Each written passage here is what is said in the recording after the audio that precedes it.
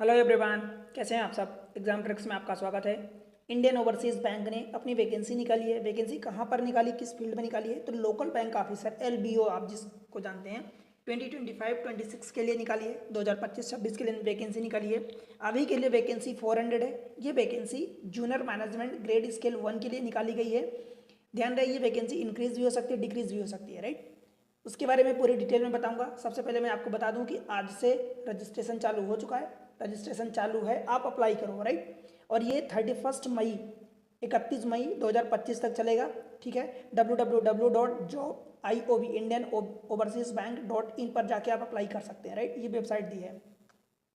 उसके पहले आप अपनी एलिजिबिलिटी क्राइटेरिया चेक करें। जो इसका नोटिफिकेशन है आप उसको डाउनलोड करें, पूरी चीज़ आप क्लियरली पहले रीड करें, पढ़ें, उसको समझें एंड देन अप्लाई करें, ठीक है। फिर बताऊं आपको, तो अगर आप एक बार पेमेंट कर देते हो भाई, आपका पेमेंट एक बार हो जाता है, इंटीमेशन चार्ज लग जाता है, एक बार डिपॉजिट हो गया तो फिर आपको रिफंड नहीं किया जाएगा और ना ही कोई उसके अगेंस्ट कोई कार्रवाई होगी। इंपॉर्टेंट डेट की बात करूं तो 12 तारीख यानी आज से 12 मई 2025 से एप्लीकेशन रजिस्ट्रेशन चालू हो रहा है। 31 मई 2025 तक एप्लीकेशन चलेगा। लास्ट डेट का इंतजार मत करना, बिकॉज लास्ट टाइम में बहुत सारी प्रॉब्लम्स होने लगती है, फिर एप्लीकेशन फॉर्म चाहते हुए भी आप नहीं भर पाते, राइट। ओपनिंग डेट आज की है, लास्ट डेट 31 में है। वैकेंसी की बात करूं तो वैकेंसी कुछ स्टेट 5-6 स्टेट में निकली है। Tamil Nadu, Odisha, Maharashtra, Gujarat, West Bengal and Punjab. आप देख रहे हैं कि ये जनरली वैकेंसी जो है ये कोस्टल स्टेट में, यानी जो बॉर्डर वाले स्टेट हैं वहाँ पर निकली है। तमिलनाडु एक्सेप्ट छोड़ के, तो ये भी अपना मरीन साइड से नीचे से लगता है, इसका भी कोस्टल एरिया, ठीक। यहाँ पर टोटल 400 वैकेंसी दी गई है। Vacancy SC, ST, OBC, EWS general सभी के लिए है। VI कैटेगरी यानी PWD में BI, HI, OC and ID सब के लिए है, ठीक है। आप उसके अकॉर्डिंग अप्लाई करें।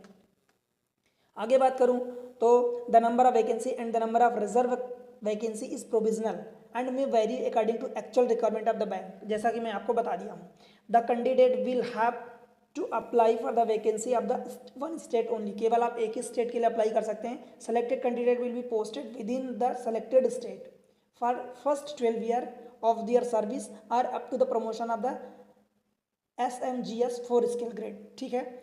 आप पहले 12 साल अथवा SM जब तक आप प्रमोट होंगे इस स्केल पर, 4 स्केल पर, जो भी पहले आएगा तब तक आप उस स्टेट में ही रहेंगे, आपका ट्रांसफ़र नहीं होगा। एलिजिबिलिटी क्राइटेरिया की बात करूँ तो बहुत सारी एलिजिबिलिटी क्राइटेरिया होती है, जिसमें से कि आप कैंडिडेट हैं, सिटीजन कहाँ की है आपको, तो वो चीज़ें हैं। Application can be made only for one state, केवल आप एक स्टेट के लिए है। एलिजिबिलिटी क्राइटेरिया में जैसे कि नेशनलिटी है, तो ऑफकोर्स आप इंडिया से देख रहे हैं तो इंडियन होंगे मोस्ट प्रोबेबली, राइट। तो citizen of India, citizen of Nepal, Bhutan ये रहता है। तिब्बतन रिफ्यूजी रहता है, जो 1 जनवरी 1962 के बाद आए हैं। और देन बात करूँ एज, एजुकेशनल क्वालिफिकेशन, तो भाई जो भी आपकी डेट या एज है वो सारी चीज़ें 1 मई 2025 से काउंट होने वाली, मतलब 1 मई 2025 को रेफरेंस रखा गया है, इसके अकॉर्डिंग आपकी काउंट होगी। Candidate must have been born not later than 1 May 2005 के बाद आपका जन्म नहीं हुआ होना चाहिए और 2 मई 1995 के पहले नहीं होना चाहिए, ठीक है। मतलब मिनिमम एज आपकी 20 साल है, मैक्सिमम 30 साल है। फिर भी आपको एज रिलैक्सेशन मिलेगा अगर आप कैटेगरी में बिलोंग करते हैं। पर ये जो तारीख है 1 मई 2005 के बाद, तो भाई बाद अगर आपका जन्म हुआ होगा तो 20 मई से 20 साल से फिर कम हो जाओगे, और उसके पहले होगा तो ऑफकोर्स आपकी कैटेगरी का रिजर्वेशन लग के आप एक्सटेंड कर सकते हो। बट डेट का ध्यान रखना। कई बार आप में से कमेंट्स आते हैं और पूछते हैं आप में से सवाल कि मेरी एज, डेट ऑफ बर्थ ये है तो मैं अप्लीकेबल हूँ कि नहीं। भाई देखो ना कि आप इतने साल भी इस बिलोंग में कर रहे हो इस बीच में कि नहीं, ठीक। जो पोस्ट का नाम है लोकल बैंक ऑफिसर LBO, जो जूनियर मैनेजमेंट ग्रेड स्केल 1 के, मिनिमम एज 20 मैक्सिमम 30 रखी गई है। एजुकेशनल क्वालिफिकेशन की बात करी जाए तो डिग्री, ग्रेजुएशन जिसको डिग्री बोलते हैं, तो वो किसी भी डिसिप्लिन में चलेगी फ्रॉम द यूनिवर्सिटी, रिकॉग्नाइज्ड होनी चाहिए, गवर्नमेंट ऑफ इंडिया अथवा स्टेट गवर्नमेंट जो भी। द कैंडिडेट मस्ट पास, जो उसके पास वैलिड मार्कशीट होनी चाहिए अथवा डिग्री जो भी आपके पास है तो वो होनी चाहिए, जो इंटरव्यू के टाइम पर जरूरत पड़ती है। एज रिलैक्सेशन आपको पता है कि SC ST में 5 साल का मिलता है, OBC में 3 साल का, OBC में नॉन क्रिमिलियर के लिए मिलता है, ये ध्यान रखना। 10 साल के लिए PWD कैंडिडेट के लिए जो 1984 राइट्स हुआ था, उसमें अफेक्टेड पर्सन है उनको 5 साल का मिलेगा, और एक्स सर्विस मैन ऐसे बहुत सारे हैं जिनको 5 साल का, राइट। फिर reservation for the person with disability, आपको उसमें बता दिया हूँ कि उनको भी मिलता है। आपको पता है उसमें बहुत सारी कैटेगरी आती है, जैसे कि OC आती है, मतलब कि ऑर्थोपेडिकली चैलेंज्ड, लेप्रोसिक क्यूर्ड पर्सन, बहुत सारी कैटेगरी आती है उसमें। BI आती है, देन हियरिंग प्रॉब्लम आती है, इंटेलेक्चुअल डिसेबिलिटी आती है, तो उनको भी मिलते हैं। बहुत सारे लोग ऐसे भी होते हैं जिन्हें मल्टीपल डिसेबिलिटी रहती है, राइट। एक चीज़ ये है कि शेड्यूल कास्ट, शेड्यूल ट्राइब अथवा ओबीसी मतलब अदर बैकवर्ड क्लासेस, इनको रिजर्वेशन जो मिलता है district magistrate, additional district magistrate, ये देख लेना, कलेक्टर अथवा deputy commissioner, additional deputy commissioner, ADP ADC जिसको बोलते हैं, डेप्यूटी कलेक्टर, फर्स्ट क्लास, इनसे बना हुआ होना चाहिए। मतलब इनके द्वारा, इनमें से बहुत सारे और भी पोस्ट दिए हैं, तो not below the sub SDM से नीचे नहीं होना चाहिए, ठीक। ईडब्ल्यूएस के लिए भी सेम चीज़ें होती हैं, अगर वो भी अपना बेनिफिट लेना चाहते हैं तो उनको ईडब्ल्यूएस का सर्टिफिकेट लगाना पड़ेगा, पीडब्ल्यूडी ऑफ कोर्स लगाना पड़ेगा, राइट।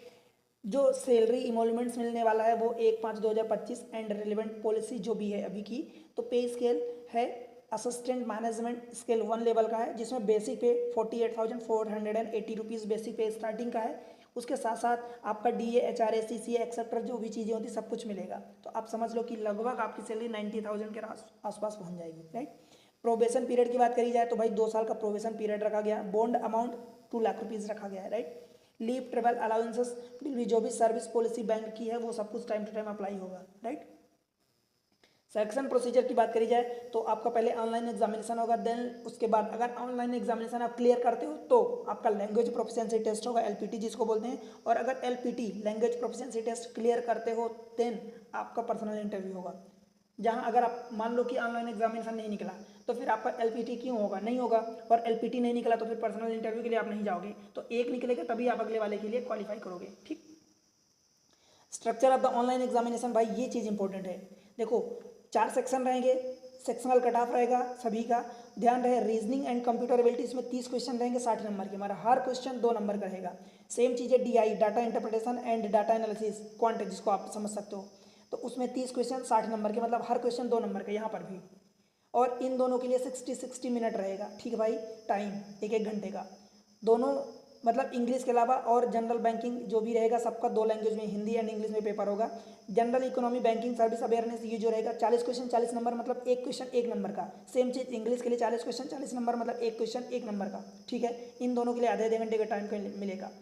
भाई आप समझो कि रीजनिंग एंड डीआई के लिए इतना इंपॉर्टेंट है कि एक क्वेश्चन डबल मार्क्स आपको दे रहा है, तो इसके लिए क्यों ना आप मेहनत करो। इसी चैनल पर मैथमेटिक्स, रीजनिंग, क्वांट, डीआई सबके लिए बेहतरीन तरीके से पढ़ाया गया है, वीडियो अवेलेबल है, सेपरेट प्लेलिस्ट बनी है, आसान भाषा में समझाया गया, आप जाके देखो, मज़ा आ जाएगा और अच्छा स्कोर कर पाओगे, ठीक। बात करी जाए तो टोटल अगर बात करी जाए तो 140 क्वेश्चन है 200 नंबर के, और 3 घंटे का टाइम मिलेगा। ऑब्जेक्टिव टाइप का पेपर होगा, ठीक है। There will be sectional qualifying marks, मतलब सेक्शनल कट ऑफ होगा 30% रिजर्व कैटेगरी, जैसे कि आप SC ST OBC कैटेगरी में आते हैं PWD में, तो 30% आपको हर सेक्शन में मिनिमम लाना होगा, एंड 35% फॉर द अनरिजर्व यानी जनरल तथा EWS के लिए, ठीक है। नेगेटिव मार्किंग होगी, 1/4 की नेगेटिव मार्किंग होने वाली है, राइट।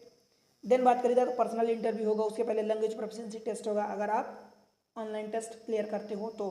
फाइनल सिलेक्शन जो होगा उसमें भाई आपका जो लैंग्वेज प्रोफिशिएंसी टेस्ट होगा उसका कोई नंबर नहीं होगा, ऑनलाइन एग्जामिनेशन का 80% वेटेज दिया जाएगा और इंटरव्यू का 20% वेटेज दिया जाएगा, राइट।